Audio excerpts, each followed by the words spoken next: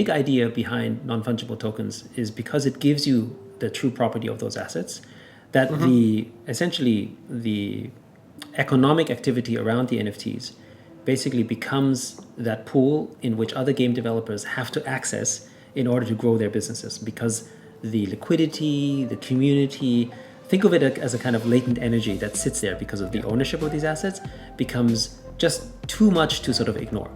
We've seen that already with things like open source, right? I mean, back in the day, it was, open source was a joke. In fact, when we built Outblaze in 98, everyone, like, partially because we were kids, but partially also because we were building on open source. Many investors at the time were like, why would I invest in open source? That seems like a really silly idea. You're making IP and then you're giving it to others. Like, what do you have as a business? Like, it doesn't seem like you'll retain any special knowledge. Therefore, what's the point in investing in you? You guys are all going to go down, right? Obviously, it didn't turn out that way. And open source is now that incredible amount of knowledge and power that sits there that everyone can access, contribute back into, which allows essentially even a 5-person team to compete with a 1,000-person team, because they can avail themselves to all that knowledge. But the 1,000-person team can't ignore it because they can't compete with the network effect that sits inside code. And so what's happened with assets is we don't have that network effect. And so the hope is that if we can build out a community, a group of assets that have a network effect, then all the other sort of game studios want access to that sort of assets that have a network effect. And therefore, we open up these game worlds. We don't think it's going to be game companies just voluntarily opening up. We have to give them a strong incentive to do so. So let's start with sort of the thing that will make an NFT powerful, right? And I think the way one should think of a good NFT, right, is that it is very openly composable and designed in such a manner that it can plug into communities easier and bring along the communities because of whatever design they have in mind, right?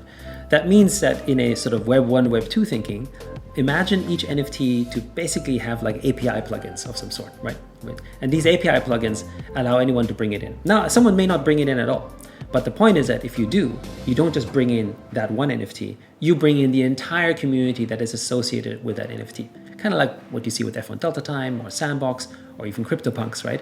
You support one asset, the entire community can be brought into it. So that's a power of that network effect, because you give yourself access to that community.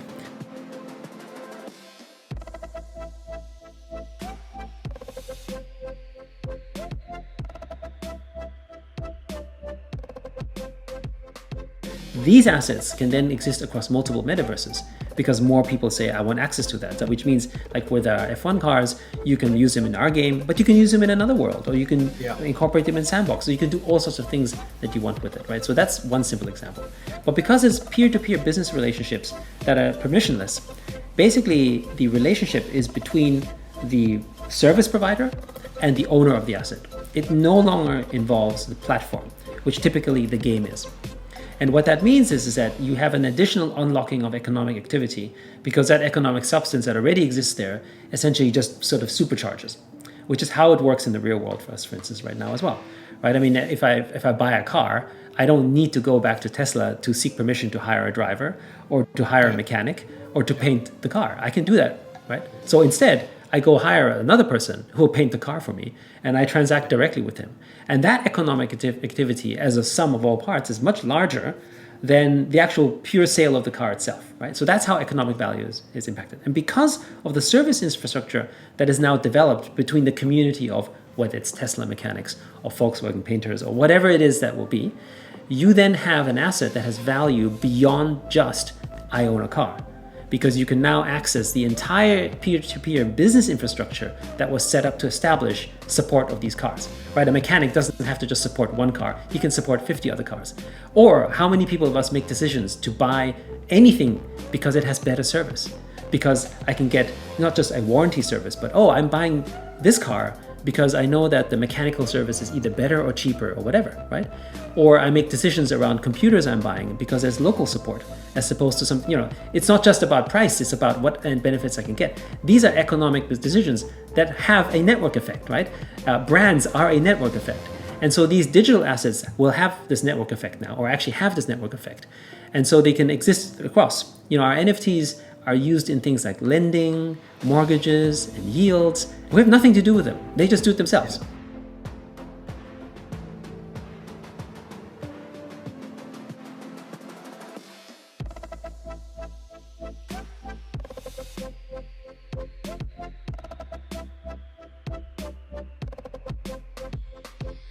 When you think of it in terms of pure asset perspective, I actually don't think there will be winners and losers in the traditional sense, because I think there's a lot of latent economic substance that exists in these platforms that basically are unlocked.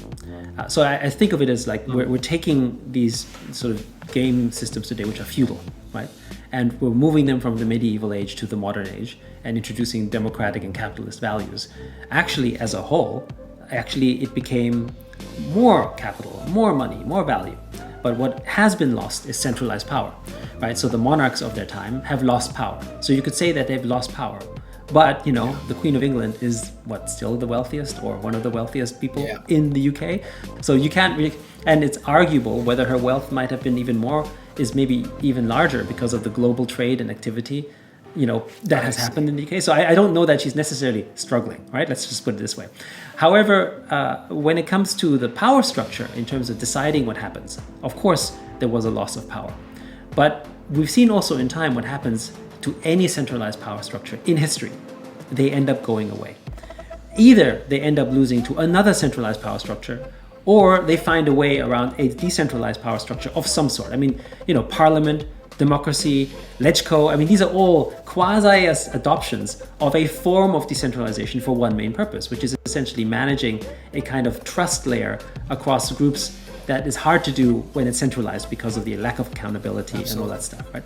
So I think this is where we think games will have to go. Like, I think if games want to last, and if games want to really be something that is there forever, which is not a concept that is today possible, really, then it has to end up being in a DAO structure, because the owners of them are the ones who have to care the most about it, right? Like I think any civil society, which a game ultimately at the Metaverse is, right, ends up finding success because everyone in the community has a vested interest. If only 1% has a vested interest, then only 1% will ever care about its existence, right?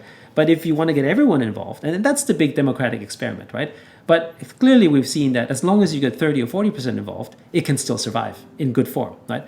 But if only 1% care, then you may have a problem. And so I think this is the big thing about games as a metaverse as well. Games, how many games last longer than even 1 year? Not that many, right? How many games last longer than 3, then 5, then 10, then 20, right? I mean, basically, you can start counting down. If you thought of a game as an empire or a kingdom or country, then we have a litany of failed states over and over again, right? And it's for that reason, because it's centralized. The economies are inflationary. It's really there only to be really benefiting the 1 percentile that are owning these games. And then because it's that, it necessitates that they extract as much value out of the game as they can. And then when it's done, they move on. Personally, I think of it as a kind of parasitic relationship with your consumers, which we think needs to change. And that's why NFTs are so powerful.